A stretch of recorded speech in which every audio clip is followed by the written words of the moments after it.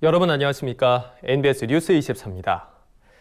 코로나19가 연일 세 자릿수 확진자를 기록하며 빠르게 확산하자 정부는 사회적 거리두기 2단계를 선포해 대응에 나섰습니다. 그동안 학교 급식 중단으로 어려움을 겪어온 친환경 농가는 또다시 비상이 걸렸습니다. 네, 9월 개학 이후에도 식재료 공급이 활기를 되찾기는 어려울 거라는 걱정이 커지고 있습니다. 손현진 기자가 보도합니다.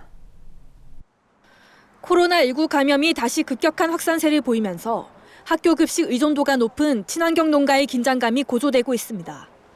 9월 개학 이후까지 이어지는 등교 제한 조치로 학교 급식 공급망이 빠른 시일 안에 정상을 되찾는 게 사실상 어려워졌기 때문입니다. 최근 정부는 코로나19 확진자가 집중 발생하고 있는 서울 경기 지역의 사회적 거리두기 단계를 2단계로 높이기로 했습니다. 교육부는 사회적 거리두기 2단계에 맞춰 지난 18일부터 9월 11일까지 약 한 달간 학교 밀집도 최소화 조치를 강화하기로 했습니다. 이 기간에 서울, 경기, 인천 지역의 유치원과 초중학교는 교내 밀집도를 전체 학생의 3분의 1 이하로, 고등학교는 3분의 2 이하로 유지해야 합니다. 이에 따라 일부 시도교육청이 추진해온 2학기 전면 등교는 사실상 무산됐습니다. 밀집도 최소화 조치는 사회적 거리두기 2단계가 학교에 실질적으로 적용되는 8월 18일부터 시작해서 9월 11일까지 운영하며 그 이후에 학교 밀집도 완화 여부와 대면 수업일 조정은 추후 코로나 감염증 상황을 고려해서 결정하겠습니다. 등교 제한을 비롯한 방역 조치가 길어지면서 그동안 학교 급식 중단으로 어려움을 겪어온 친환경 농가의 경영 부담이 한층 더 심해질 것이라는 우려가 나옵니다. 친환경 농가 가운데서는 최근 집중호우에 농작물이 빗물에 잠겨 큰 피해를 입은 곳이 속출하고 있다는 점도 심각성을 더하고 있습니다. 교육부에서 이제 전체 등교를 고민하고 있었잖아요. 근데 다시 2단계로 격상되고 바로 또 3단계로 가버릴 수도 있는 상황이라 굉장히 우려스럽죠. 급식이 중단되면 저희 친환경 농산물 쪽 40% 정도 소비되던 시장이 완전히 또 사라지게 되는 상황이 되기 때문에 정부는 외식 활성화 캠페인과 농촌 여행 할인 지원도 당분간 중단한다는 방침입니다. 코로나19와 집중호우로 인한 타격이 심각한 가운데 농산물 소비 촉진을 위한 정책까지 제동이 걸리면서 친환경 농가의 속은 타들어가고 있습니다. MBS 뉴스 손현진입니다. 최근 집중호우 당시 댐 운영 관리가 부실했다는 지적이 잇따르고 있습니다. 막대한 침수 피해를 입은 댐 하류 지역 주민들은 근본적인 대책 마련과 함께 피해 보상을 요구하고 나섰습니다. 정부는 댐관리조사위원회를 구성해 이번 홍수 피해 원인을 면밀하게 조사하고 댐 하류 지역의 특별 재난지역 선포를 건의하겠다고 밝혔습니다. 권수환 기자입니다. 환경부가 폭우로 막대한 피해를 본 용담댐, 섬진강댐, 합천댐 하류 지역의 특별재난지역 선포를 건의하겠다고 밝혔습니다. 피해 지역 주민들이 댐 방류량 조절 실패 등 부실 운영으로 피해를 봤다며 대책 마련과 보상을 요구하고 나섰기 때문입니다. 실제로 용담댐의 경우 지난 집중호우 당시 방류량을 초당 2,900톤으로 갑작스레 늘렸습니다. 이 때문에 댐 하류인 충남 금산과 충북 영동, 옥천, 전북 무주 등 4개 지역 마을이 물에 잠겨 주택 221가구와 농경지 678헥타르 등이 침수 피해를 입은 것으로 잠정 집계됐습니다. 섬진강댐과 합천댐 역시 집중호우가 예고된 상황에서 사전 방류를 하지 않고 있다가 전북 임실 등 하류 지역 피해를 키웠다는 지적을 받고 있습니다. 이에 환경부는 댐 하류 지역을 찾아 건의사항을 수렴하고 댐관리조사위원회를 꾸려 피해 원인을 규명하겠다고 밝혔습니다. 댐관리조사위원회는 방류량, 방류 시기 및 기간 등이 적절했는지 따져보고 조사 결과를 투명하게 공개해 문제점이 드러나는 경우 관련법에 따라 처벌할 예정입니다. 댐관리조사위원회는 정부 댐 운영기관으로부터 독립적인 민간 전문가를 중심으로 구성하겠습니다. 조사 결과에 따라 댐 운영상에 문제점이 드러나면 관련 법령에 따라 엄정하게 조치하겠습니다. 현재까지 특별재난지역은 2차례에 걸쳐 18개 지자체가 선포된 상황입니다. 댐 하류 지역이 특별재난지역으로 지정되면 공공시설 복구비가 국비 지원되고 통신 전기요금과 지방세 등이 감면되는 등 추가 혜택을 받을 수 있게 됩니다. 주민들의 생계와 직결되는 농작물 관련 대책도 추진됩니다. 환경부는 농작물 훼손 실비 지원 등과 관련해 농림축산식품부 등 관계부처에 협조를 요청하겠다고 밝혔습니다. 한편 정부는 사물 인터넷 기반의 스마트 댐 관리 시스템을 합천댐에 우선 적용하는 등 실시간으로 홍수를 관리하겠다는 계획입니다. 그린 뉴딜 사업으로 추진 예정인 스마트 댐 관리를 합천댐에 우선 적용하고 홍수 예보 지점도 적극 확대하겠습니다. 이와 함께 기후변화에 대비하기 위한 홍수 대책 기획단도 출범합니다. 다가올 기후위기로 인한 홍수의 규모를 예측하고 댐과 하수도, 예보체계 등에서 현 상황을 진단해 근본 대책을 세우기로 했습니다. MBS 뉴스 권소환입니다. 이번 수해 피해 이후 정부의 물관리 대책이 재정비돼야 한다는 목소리가 높습니다.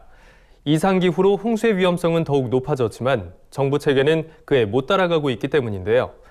호우 극복 100년 대기를 세우자 연속기획, 그 마지막 순서로 항구적 물관리 설계 과제를 강창호 기자가 보도합니다. 올해 역대급 장마가 지나가며 정부의 물관리 체계를 재정비해야 한다는 목소리가 나오고 있습니다. 정부가 댐과 하천의 수량 기준을 현실화하고 컨트롤 타워를 명확히 했다면 피해를 줄일 수 있었다는 겁니다. 이번 집중호우로 수해 피해를 입은 지역들은 정부의 댐 방류량 관리가 제대로 이뤄지지 않았다고 호소합니다. 실제로 섬진강댐은 해당 지역 집중호우가 시작된 지난 7일 1초당 400톤가량을 방류하다 수위가 늘자 방류량을 급격히 늘렸습니다. 그럼에도 저수량은 줄지 않았고 결국 초당 1,800톤의 물을 쏟아내게 됐습니다. 이에 섬진강 하류의 전남 곡성, 구례 등이 물에 잠겼습니다. 특히 구례군의 경우 읍내시가지 40%가 침수되는 등 심각한 피해를 입었습니다. 다른 지역의 사정도 비슷합니다. 용담댐과 합천댐 등의 급격한 방류로 충청, 경남 지역이 큰 침수 피해를 입었습니다. 이를 두고 댐 관리 규정의 현실화가 필요하다는 주장이 나옵니다. 섬진강댐의 경우 지난 1961년 설계 당시 정한 댐 관리 규정을 한 번도 개정하지 않은 것으로 알려졌습니다. 특정 기간에 강우가 집중되는 형 기후변화에 맞지 않는 기준 때문에 홍수 조절 기능이 떨어졌다는 겁니다. 섬진강댐은 유입된 물을 저장할 수 있는 최고 수위인 계획 홍수위와 홍수 우려 기간 유지해야 할 최고 수위인 홍수기 제한 수위의 차이가 1.2m에 불과합니다. 용담댐과 합천댐도 그 차이가 각각 4m, 3m에 불과한 수준입니다. 안전 문제 때문에 댐 설계 과정에서 정한 뒤 바꿀 수 없는 계획 홍수위와 달리 홍수기 제한 수위는 조절이 가능하지만 바꾼 사례가 거의 없습니다. 전문가들은 댐들의 홍수기 제한 수위를 최근 기후변화에 맞게 조절할 필요가 있다고 조언하고 있습니다. 이제 댐을 바라보는 시각을 지수를 좀 중심으로 하는 그런 방향으로 재설정해야 된다. 홍수 조절 공간을 조금 더 넓히는, 댐을 조금 더 비워놓는 그런 어떤 댐 운영 방안을 새로 마련할 필요가 있지 않나. 또 분산된 물관리 권한을 한 곳으로 모아야 한다는 목소리도 나옵니다. 2018년 수량과 수질, 재해 예방 등 대부분의 물관리 기능이 국토부에서 환경부로 이관됐지만 제방 등 하천 관리는 국토부에 남아있기 때문입니다. 전문가들은 물관리는 수질뿐만 아니라 홍수 등 자연재해에 대비해 댐 수량 관리 및 하천 안전 관리, 정비 등이 복합적으로 이뤄질 필요가 있다고 말합니다. 현재 정부 부처 간 기능이 분산돼 종합적인 대응에 어려움을 겪고 있다는 겁니다. 물그릇을 관리를 잘했지. 하천 제방을 관리하고 저수지를 관리하고 댐을 관리하고 수자원 통합 관리. 이거는 물그릇하고 안에 들어있는 물하고를 같이 한 기관에서 해줘야 되죠. 이번 장마 이후 항구적인 물관리 방안 마련을 놓고 국민적 관심이 쏠리고 있습니다. 앞으로의 피해 예방을 위한 대책이 필요해 보입니다. MBS 뉴스 강창호입니다. 장마는 끝났지만 여전히 농가에는 수마의 흔적이 남아 있습니다. 도움의 손길이 필요한 피해 농가들을 위해 각계각층에서는 연일 수해 복구에 앞장서고 있는데요. 정부에서는 피해 시설 응급 복구를 위해 복구 지원본부를 가동하겠다고 밝혔습니다. 보도에 남수지 기자입니다. 농민들의 마음을 핥힌 50일간의 장마. 장마 기간 동안 전국 평균 강수량은 700mm에 달하고 수해를 입은 농경지 면적은 총 29,281헥타르입니다. 이에 각계각층의 자원봉사자들이 무더위도 잊은 채 수해 현장으로 달려가고 있습니다. 각 지자체의 공무원과 한국농어촌 공사 등에서는 일손이 필요한 농가에 지원군을 자청했습니다. 전북 무주군의 경우 군청 부서별로 읍면 담당 마을을 지정해 일손 돕기에 나섰습니다. 봉사자들은 수해복구 현장에서 토사로 막힌 농수로를 재정비하고 일대를 뒤덮은 쓰레기를 정리했습니다. 무주군은 복구 작업이 마무리될 때까지 각 읍면 수해 농경지를 찾아 지주목 뽑기 등 수해 복구를 진행할 예정입니다. 농협에서도 전국 수해 농가 일손 돕기에 총력을 다하고 있습니다. 농협중앙회 농업농촌지원본부 직원들은 경기 파주시 적성면을 방문해 인삼 농가를 비롯한 시설하우스 농가에서 비닐하우스 내부 정리를 하는 등 복구 작업에 힘을 보탰습니다. 수해 복구 일손 돕기와 더불어 곳곳에서 성금도 전해지고 있습니다. 한국농수산식품유통공사는 희망브릿지 전국재해구호협회에 이재민 피해 복구 지원 성금을 전달했습니다. 멀리서 고국의 수해 소식을 접한 아프리카 중동 한인의 총연합회도 수해 복구 성금을 기탁해 주목을 받았습니다. 한편 행정안전부는 장마기가 동안 가동했던 중앙재난안전대책본부를 복구지원본부로 전환한다고 밝혔습니다. 복구지원본부는 이재민들에게 재난지원금을 신속하게 지급될 수 있도록 지자체와 협력할 예정입니다. 또 이재민 생활안정을 위한 임시주거시설 운영을 추진하는 등 응급복구에 총력을 다할 계획이라고 밝혔습니다. 일상으로의 복귀를 돕기 위한 생활 안정에 대한 관리 차원에서 집행이 되는 그런 본부 역할을 하는 거거든요. 이재민 구호라든지 피해 조사 같은 것들을 좀 총괄 조정해서 원활하게 복구를 돕겠다라는. 각계각층에서 이어지는 도움의 손길 덕분에 농민들은 비구름 가득했던 지난날을 이겨내고 일상으로 복귀할 힘을 다시 한번 얻고 있습니다. MBS 뉴스 남수지입니다. 8월 18일이 무슨 날인지 아십니까? 바로 정부가 지정한 쌀의 날입니다. 한 톨의 쌀을 얻으려면 농부의 손길이 88번 필요하다는 의미에서 정한 건데요. 6번째 쌀의 날을 맞아 열린 쌀 소비 촉진 행사를 김인경 기자가 취재했습니다. 쌀의 날이 8월 18일이 된 데는 각별한 의미가 있습니다. 예부터 쌀은 모내기부터 추수까지 농부의 손길이 88번 미친다고 할 만큼 정성이 들어가야 하는 데다 쌀을 뜻하는 한자 쌀 미자에는 8팔자와 10자 그리고 또다시 8팔자가 담겨 있어서입니다. 그런데 국내 쌀 소비량은 해마다 떨어지고 있는 게 현실입니다. 1970년 무려 136.4kg이었던 국민 1인당 연간 쌀 소비량은 2000년 93.6kg, 2010년 72.8kg, 그리고 지난해에는 59.2kg으로 급락했습니다. 계산해보면 국민 1명이 하루에 한 공기 반 정도의 밥을 먹는 셈입니다. 우리나라 제1의 주곡인 쌀의 위상이 자꾸만 내리막길을 걷고 있으니 소비 촉진 방안을 모색하던 정부와 농협은 지난 2015년 8월 18일을 쌀의 날로 정했습니다. 지난 18일 농협은 제6회 쌀의 날을 맞아 서울 하나로마트 양재점에서 기념 행사를 열었습니다.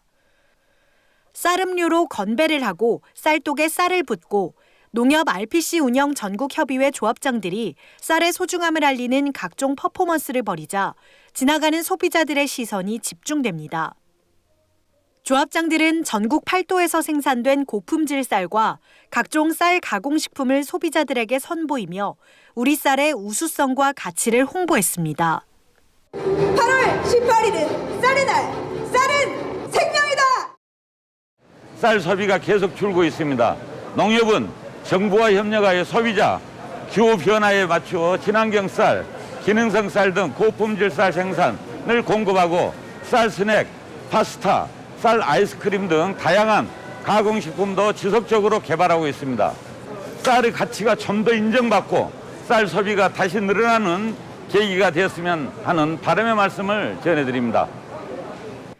다행스러운 것은 코로나19 사태 이후 주식으로서 쌀이 재조명받고 있다는 겁니다. 주요 곡물 수출국들이 자국의 쌀 수출을 막는 등 식량 안보의 중요성이 전 세계적으로 대두되면서 국내에서도 농업과 식량 안보, 특히 쌀의 가치에 대한 인식이 보다 높아지고 있습니다. 이뿐 아니라 쌀을 생산해내는 벼농사는 식량 안보 기능은 물론 환경 보전, 농촌 경관 제공, 홍수 예방, 지역사회 유지 등 다양한 공익적 역할을 하고 있습니다. 이 때문에 전문가들은 소비지에서 안정적인 쌀 소비가 이루어지도록 정부가 다양한 소비 촉진 방안을 모색해야 한다고 주문합니다. 88번, 어쩌면 그 이상의 손길을 거쳐 우리 식탁 위에 오른 쌀. 농가들은 1년 중 하루만이라도 소비자들이 쌀의 의미와 소중함을 되새겨줬으면 한다고 입을 모아 말합니다. NBS 뉴스 김인경입니다. 그동안 토종닭은 일반 육개와는 달리 집단 사육 방식에는 어울리지 않아 생산성이 떨어지면서 국내 육개 시장으로부터 외면받아 왔는데요. 이에 농촌진흥청은 최근 생산성은 물론 맛과 영양까지 높인 신품종 토종닭을 개발해 농가에 보급을 앞두고 있습니다. 김길수 기자가 보도합니다. 닭장 안에 토종닭과 일반 육개가 나란히 서 있습니다. 붉은 볕에 갈색 깃털을 가진 토종닭은 바로 옆 육개보다 몸집이 2배 이상 커다랗습니다. 이 토종닭은 농촌진흥청이 오랜 연구 끝에 개량에 성공한 신품종 토종닭입니다. 사육 기간은 기존의 토종닭이 2.3kg를 기준으로 할 때 75일 걸리던 것을 이런 개량을 통해서 70일로 이렇게 기간을 좀 단축을 했고요. 폐사율도 시험을 해본 결과 낮아진 그런 효과를 얻어서 농촌진흥청에 따르면 신품종 토종닭은 일반 육개와 비교했을 때 영양 성분이 더 뛰어났습니다. 콜레스테롤 수치는 일반 육개보다 10% 이상 낮았고 다리살과 가슴살의 다가불포화 지방산 함량은 최대 30% 가까이 높았습니다.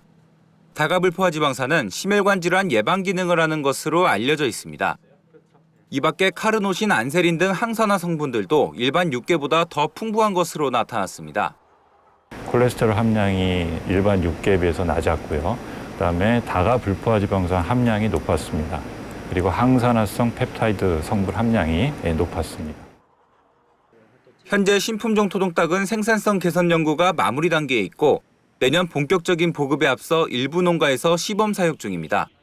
자연 방사형으로다가 이제 닭을 기르기 때문에 닭들이 건강하고 육질도 좋고 그래서 국민 건강에도 도움이 되고. 농촌진흥청 관계자는 앞으로 지속적인 품종 개량과 함께 다양한 토종닭 요리법 등도 개발해 토종닭 산업 발전에 기여하겠다고 밝혔습니다. MBS 뉴스 김길수입니다. 다음은 간추린 뉴스입니다. 허태웅 제29대 농촌진흥청장이 18일 취임했습니다. 허 청장은 이날 전북 전주 본청에서 열린 취임식에서 농업농촌을 둘러싼 대내외 여건이 그 어느 때보다 어려운 시기에 중책을 맡게 돼 막중한 책임감을 느낀다고 말했습니다. 아울러 농업 현장에서 필요로 하는 실용기술 개발과 보급을 강화하고 4차 산업혁명 기술을 활용해 스마트 농업을 정착시켜야 한다고 강조했습니다. 한편 허 청장은 앞서 첫 공식 일정으로 지난 15일 전남 곡성과 전북 남원의 수해 지역을 찾아 침수 피해 상황을 점검했습니다. 전라남도가 집중호우로 침수 피해를 입은 딸기 재배 농가를 위해 잉여묘 850만 주를 공급하는 등 딸기묘 공급 대책에 박차를 가하고 있습니다. 도에 따르면 도내 딸기묘 수급 상황 조사 결과 1,700만 주가량이 공급에 차질이 있을 것으로 집계됐습니다. 이에 도는 전국 육묘장과 농가들이 육묘 중인 잉여묘 850만 주를 도내 수해 지역에 우선 공급했으며 자가묘 안정 생산 기술 등의 지도 활동도 추진 중입니다. 한편 도내 딸기 재배 면적은 831헥타르로 전국 재배 면적의 14%를 점유하고 있습니다. 아프리카 돼지열병 중앙사고수습본부가 집중호우로 아프리카 돼지열병 ASF의 사육농장 유입 위험성이 증가함에 따라 방역에 총력을 기울이고 있습니다. 중수본은 우선 장마가 끝난 지역부터 야생 멧돼지 울타리와 매몰지, 포획틀 점검을 비롯해 하천 주변 도로 일제 소독, 하천 부유물 제거 등을 실시할 방침입니다. 중수본 관계자는 폭우로 인해 ASF 오염원 확산 및 농장 내 바이러스 유입 위협이 어느 때보다 높은 상황이라며 농장주와 농장 관리자는 직접 방역 조치 사항을 숙지해 철저히 이행해달라고 당부했습니다. 민영배 더불어민주당 국회의원은 소규모 보호 등의 개선을 통한 하천의 연속성 회복에 관한 특별법 제정안을 대표 발의했다고 최근 밝혔습니다. 특별법에 따르면 정부가 지방자치단체의 소규모 보호 개선을 지원 평가하고 환경부는 전국 소규모 보호의 데이터베이스 구축과 운영을 담당하게 됩니다. 민영배 더불어민주당 국회의원은 이번 폭우는 기후위기 그 자체로 하천 생태계 회복은 더 미룰 수 없는 과제라며 소규모 보호 개선으로 하천 건강성을 회복해 홍수 피해를 예방해야 한다고 말했습니다. 저희가 준비한 소식은 여기까지입니다. NBS 뉴스 24 마칩니다. 함께해 주신 여러분 고맙습니다.